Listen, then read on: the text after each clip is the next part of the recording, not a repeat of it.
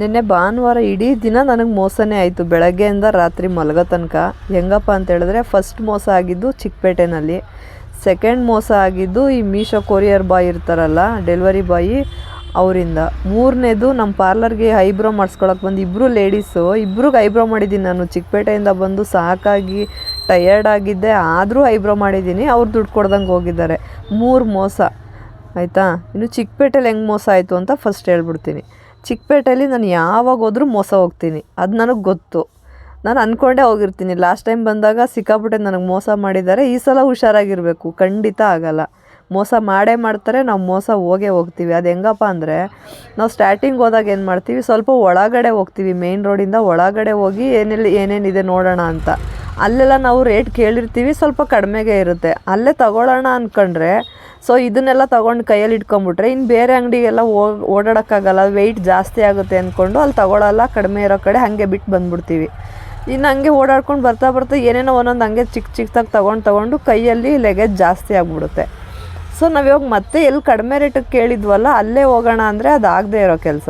ಯಾಕೆಂದರೆ ಎರಡು ಕೈಯಲ್ಲೂ ಲಗೇಜ್ ಇರುತ್ತೆ ಆಲ್ರೆಡಿ, ಅಲ್ಲಿಗೆ ಹೋಗೋಕ್ಕಾಗಲ್ಲ. ಹಂಗಾಗಿ ನಾವು ಹಂಗೆ ಹೋಗಿ ಮೇನ್ ರೋಡಿಗೆ ಬಂದುಬಿಡ್ತೀವಿ. ಸೊ ಮೇನ್ ರೋಡಲ್ಲಿ ಏನಾಗುತ್ತೆ, ಒಳಗಡೆಗಿನ್ನ ಮೇನ್ ರೋಡಲ್ಲಿ ಒಂದು 10 ರೂಪಾಯಿ 20 ರೂಪಾಯಿ ಜಾಸ್ತಿ ಇದ್ದೇ ಇರುತ್ತೆ. ಆವಾಗ ನಮ್ಮ ಮೈಂಡ್ ಫುಲ್ ಬ್ಲಾಂಕಾಗಿ ಹೋಗ್ಬಿಡುತ್ತೆ. ಯಾಕೆಂದರೆ ನಮ್ಮ ಕೈಯಲ್ಲೆಲ್ಲ ಲಗೇಜ್ ಇರುತ್ತೆ. ಮತ್ತು ನಾವು ಒಳಗಡೆ ಹೋಗಿ ತೊಗೊಂಬರೋಣ ಅನ್ನೋಕ್ಕಾಗಲ್ಲ ಲಗೇಜ್ ಇಟ್ಕೊಂಡು. ಯಾಕೆಂದರೆ ಚಿಕ್ಕಪೇಟೆಯಲ್ಲಿ ನಾವು ನಡೆದಾಡೋದೇ ಕಷ್ಟ, ಅಂಥದ್ರಲ್ಲಿ ಲಗೇಜೆಲ್ಲ ಇಟ್ಕೊಂಡು ನಡೆದಾಡೋದು ಇದ್ದಿದ್ದು ಕಷ್ಟ ಆಗಿಬಿಡುತ್ತೆ. ಹಂಗಾಗಿ ಮೇನ್ ರೋಡಲ್ಲೇ ನಮ್ಮ ಕಣ್ಣು ಮುಂದೆನೇ 10 ರೂಪಾಯಿ ಜಾಸ್ತಿ ಅಂದ್ರೂ, ಈಗ ಒಂದು ಕಟ್ಟು ಅಂತ ಏನು ಹೇಳ್ತೀವಲ್ಲ, ಒಂದು ಬಾಕ್ಸು 25 ಪೀಸ್ ಇರುತ್ತೆ ಅಂದ್ಕೊಳ್ಳಿ. 25 ಪೀಸ್ಗೆ 10 ರೂಪಾಯಿ ಇವ್ನು ಜಾಸ್ತಿ ಹಾಕಿದ್ರೂ ಅಲ್ಲಿಗೆ 250 ರೂಪಾಯಿ ಆಯಿತು ಒಂದು ಬಂಡ್ಲು. ಅಂಥದ್ದೊಂದು 4 ಬಂಡ್ಲು ತೊಗೋತೀವಿ ಅಂದರೆ 1000 ರೂಪಾಯಿ ಅಲ್ಲೇ ಹೋಯ್ತು ನಮ್ಮದು. ಈ ಥರನೇ ಆಗಿದ್ದು ನನಗೆ ಇವಾಗ. ಸೊ ಈ ಥರ ಸಿಕ್ಕಾಪಟ್ಟೆ ಮೋಸ ಹೋಗ್ತೀವಿ ಚಿಕ್ಕಪೇಟೆಯಲ್ಲಿ. ಅದಾಗಿದ್ದಾದ್ಮೇಲೆ ಒಬ್ಬ ಕೊರಿಯರ್ ಅವನು ಮೀಶೋದಲ್ಲಿ ಏನೋ ಒಂದು ಪ್ರಾಡಕ್ಟ್ ಬುಕ್ ಮಾಡಿದೆ 100 ರೂಪೀಸ್ದು. ಸರಿ ಫೋನ್ ಮಾಡ್ದೆ ಅವನು, ನಾನು ಚಿಕ್ಕಪೇಟೆಯಲ್ಲಿದ್ದೆ. ಮೇಡಮ್ ಹಿಂಗೆ ಕೊರಿಯರ್ ಬಂದಿದೆ. ಸೊ ನಾನು ಇಲ್ವಲ್ಲ, ನಮ್ಮ ಪಕ್ಕ ಶಾಪಲ್ಲಿ ಕೊಟ್ಟಿರಿ ಅಂತ ಹೇಳಿದೆ. ಅದು ಮಧ್ಯಾಹ್ನ ಟೈಮ್ ಕಾಲ್ ಮಾಡಿದವನು. ಸೊ ನಾನು ಹೇಳಿದೆ ಮಧ್ಯಾಹ್ನ ಅವರು ಕ್ಲೋಸ್ ಇರುತ್ತೆ ಅನಿಸುತ್ತೆ ಶಾಪು ಅಂತ ಹೇಳಿದ್ಕೆ, ಇಲ್ಲ ಓಪನ್ ಇದೆ ಅಂತ ಸುಳ್ಳು ಹೇಳ್ದ ಅವನು. ಹೌದಾ, ಮತ್ತೆ ಕೊಡಿ ಅಂತ ಹೇಳಿದ್ಕೆ OTP ಹೇಳಿ ಅಂದ. OTP ಹೇಳಿದೆ. ಅವನು ನೋಡಿದ್ರೆ ಅಲ್ಲಿ ನಮ್ಮದು ಐಟಮ್ಸ್ ಕೊಟ್ಟೇ ಇಲ್ಲ, ಹಂಗೆ ಎತ್ಕೊಂಡು ಹೋಗಿದ್ದಾನೆ. ಇದೇ ಕಂಪ್ಲೇಂಟ್ ನನಗೆ ಸುಮಾರು 4-5 ಜನ ಕಸ್ಟಮರೇ ಹೇಳಿದ್ರು. ಸೊ ನೀನು ನಮ್ಮ ಅಂಗಡಿ ಓಪನ್ ಇದ್ದಾಗ ನಮ್ಮ ಅಂಗಡಿ ಕೊಟ್ಬಿಡಿ ಅಂತ ಕೆಲವೊಂದು ಕಸ್ಟಮರ್ ಹೇಳಿದ್ದಾರೆ. ಸೊ ಅವ್ರು ನಮಗೆ ಕೊಟ್ಟೇ ಇರೋದಿಲ್ಲ. ಮತ್ತು ಕಸ್ಟಮರ್ ಬಂದ್ಬಿಟ್ಟು ಕೇಳ್ತಾರೆ, ಹಿಂಗೆ ಕೊರಿಯರ್ ಬಂದಿತ್ತು ನಿಮ್ಮ ಹತ್ರ ಕೊಟ್ಟಿದ್ದಾರಂತೆ ಅಂತ. ನಾನು ಹೇಳ್ತೀನಿ ನಮ್ಮ ಹತ್ರ ಯಾವುದೂ ಕೊಟ್ಟಿಲ್ಲ ಅಂತ. ಸೊ ಇದೇ ಥರ ಸುಮಾರು 4-5 ಇನ್ಸಿಡೆಂಟು ನನ್ನ ಕಣ್ಮುಂದೆ ನಮ್ಮ ಕಸ್ಟಮರ್ಸೇ ಹೇಳಿದ್ದಾರೆ. ಈ ಮೀಶೋಯಿಂದ ಡೆಲಿವರಿ ಬಾಯ್ಗಳು ಅದು ಯಾಕೆ ಹಿಂಗೆ ಮಾಡ್ತಾಯಿದ್ದಾರೆ ಅಂತ ಗೊತ್ತಿಲ್ಲ. ಈ ನಡುವೆ ಇದೇ ಜಾಸ್ತಿ ಆಗಿದೆ, ನಮ್ಮ ರಾಘವೇಂದ್ರ ನಗರದಲ್ಲಂತೂ ಆಗಿದೆ. ಸೊ ನೆಕ್ಸ್ಟು ನೀವು ಯಾರ ಹತ್ರ ಆದರೂ ಕೊಟ್ಟೋಗಿ ಅಂತ ಹೇಳ್ತೀರಲ್ವ, ಹಂಗೆ ಹೇಳಿದಾಗ ನೀವು ಯಾರ ಹತ್ರ ಕೊಡಿ ಅಂತ ಹೇಳ್ತೀರಲ್ಲ, ಅವ್ರ ಹತ್ರ ಫೋನಲ್ಲಿ ಮಾತಾಡ್ಬಿಟ್ಟು ಅವರು ಆಯಿತು ನಾನು ಇಸ್ಕೊತೀನಿ ಅಂದಿದ್ದಾದಮೇಲೆ ನೀವು OTP ಕೊಡಿ, ಇಲ್ಲ ಅಂದರೆ ಸಿಕ್ಕಾಪಟ್ಟೆ ಮೋಸ ಹೋಗೋದು ಗ್ಯಾರಂಟಿ. ನಾನಂತೂ ಆ ಕೊರಿಯರ್ ಬಾಯ್ಗೆ ಫೋನ್ ಮಾಡ್ತಾನೇ ಇದ್ದೀನಿ, ಡೆಲಿವರಿ ಬಾಯ್ಗೆ ಫೋನ್ ತೆಗಿತಾನೇ ಇಲ್ಲ. ವಾಟ್ಸಪ್ಪಲ್ಲಿ ಮೆಸೇಜ್ ಮಾಡಿದ್ದೀನಿ, ಅದನ್ನು ನೋಡ್ತಾನೇ ಇಲ್ಲ.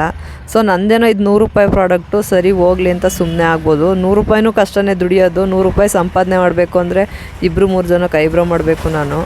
ಸೊ ಬೇರೆಯವರೆಲ್ಲ ನೋಡಿ 1-1.5 ಸಾವಿರ 2,000 ಬುಕ್ ಮಾಡಿರ್ತೀರ. ಅಂಥ ಟೈಮಲ್ಲಿ ಯಾಮಾರಕ್ಕೆ ಹೋಗಬೇಡಿ, ಹುಷಾರಾಗಿರಿ. ನೀವು ಯಾರ ಹತ್ರ ಕೊಡೋಕೆ ಹೇಳ್ತೀರಲ್ಲ, ನೀವಿಲ್ಲ ಅಂದಾಗ ಅವ್ರ ಹತ್ರ ಫೋನಲ್ಲಿ ಮಾತಾಡ್ಬಿಟ್ಟು ಅವ್ರ ಹತ್ರ ಐಟಮ್ ಕೊಟ್ಟಿದ್ದಾದಮೇಲೆ ನೀವು OTP ಹೇಳಿ. ಸೊ ನಾನು ಹಂಗೆ ಮಾಡಬೇಕಿತ್ತು, ಅವ್ರ ಹತ್ರ ಫೋನ್ ಕೊಡಿ ಅಂದ್ಬಿಟ್ಟು ಆಮೇಲೆ ನಾನು OTP ಹೇಳಬೇಕಿತ್ತು. ಯಾಮಾರಿದ್ದೀನಿ. ನೆಕ್ಸ್ಟ್ ಯಾರು ಯಾಮಾರಕ್ಕೆ ಹೋಗಬೇಡಿ.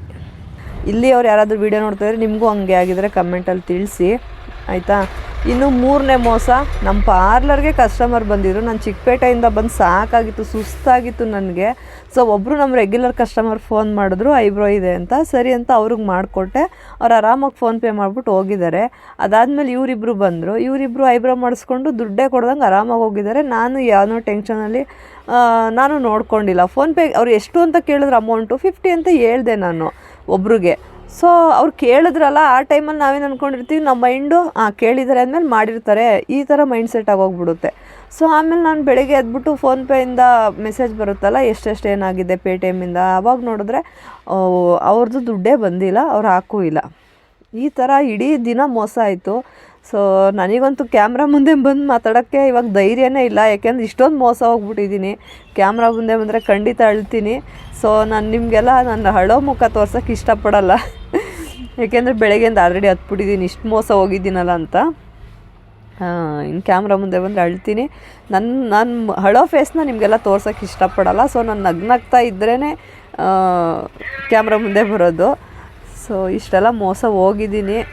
ಇನ್ನು ನೋಡಿ, ಇದೆಲ್ಲ ಬ್ಯೂಟಿ ಪ್ರಾಡಕ್ಟ್ನ ತಗೋತಾ ಇದ್ದಾರೆ ನಮ್ಮ ಫ್ರೆಂಡು. ಫುಲ್ ಮೇಕಪ್ದು ಕಿಟ್ ತೊಗೊಂಡ್ರು, ಅದು ಮೆಬಿಲಿನ್ ಅವ್ರದ್ದು. ಸೊ ಇವತ್ತೇ ತೊಗೊಂಡ್ರೆ ನಿಮಗೆ 3,000 ರೂಪಾಯಿ ಆಗೋದು 2,500 ಆಗುತ್ತೆ, 50% ಆಫ್ ಅಂದರು. ಅದು ಕುಮಾರನ್ ಸ್ಟೋರು ಚಿಕ್ಕಪೇಟೆನಲ್ಲಿ ಫೇಮಸ್ಸು. ಸೊ ಹಂಗಾಗಿ ಅವ್ರು ತೊಗೊಂಡ್ರು. 3,000 ಆಯಿತು, 2,500 ಬಿಲ್ ಪೇ ಮಾಡಿದ್ರು. ನಾನು ನೋಡಿ ಇದೆಲ್ಲ ಸ್ವಲ್ಪ ಸಿಲ್ವರು ಏನು ಹೇಳ್ತಾರೆ, ಜರ್ಮನ್ ಸಿಲ್ವರು, ಇದೆಲ್ಲ ಸ್ವಲ್ಪ ತಂದಿದ್ದೀನಿ. ಇದೆಲ್ಲ ಎಲೆಗಳು ಚೆನ್ನಾಗಿತ್ತು ಅಂತ ನಮ್ಮ ಫ್ರೆಂಡ್ ಏನೋ ಫಂಕ್ಷನ್ ಅಂತೆ, ಹಂಗಾಗಿ ಅವ್ರು ಎಲೆ ತೊಗೊಂಡ್ರು. ಸ್ವಲ್ಪ ಮಾರ್ಕೆಟೆಲ್ಲ ಸುತ್ತಾಡಿದ್ವಿ. ಇದೇನೋ ಪಾಪಡು ಏನೋ ಅಂತೆ, ನನಗೆ ಇಷ್ಟ ಆಗಲಿಲ್ಲ, ತಿಂದೇ ಇಷ್ಟ ಆಗಲಿಲ್ಲ. ಸೊ ಫೈನಲಿ ಇರೋವರ ಲಗೇಜೆಲ್ಲ ಎತ್ಕೊಂಡು ಬರ್ತಾಯಿದ್ದೀನಿ ಆಟೋದಲ್ಲಿ. ಎಷ್ಟು ಮೋಸ ಹೋಗಿದ್ದೀನಿ ಅಂದರೆ ಇವತ್ತು ಲೈಫಲ್ಲೇ ಇನ್ನು ಮೋಸ ಹೋಗಬಾರ್ದು ಅಂತ ಅನ್ಕೋತೀನಿ, ಆದರೂ ಪದೇ ಪದೇ ಮೋಸ ಹೋಗ್ತಾನೆ ಇರ್ತೀನಿ. ಈ ಥರ ನಂತರ ಮೋಸ ಹೋಗೋರು ಇರೋ ತನಕ ಮೋಸ ಮಾಡೋರು ಇದ್ದೇ ಇರ್ತಾರೆ. ಖಂಡಿತವಾಗ್ಲೂ ಎಲ್ಲ ಸ್ವಲ್ಪ ಬಿಸ್ನೆಸ್ಸಲ್ಲಿ ಹುಷಾರಾಗಿರಿ. ಮೋಸ ಮಾಡೋರು ಇದ್ದೇ ಇರ್ತಾರೆ, ಮೋಸ ಹೋಗಬೇಡಿ. ನಾನಂತೂ ಹೋಗಿದ್ದೀನಿ, ನೋಡೋಣ ಇನ್ಮೇಲೆ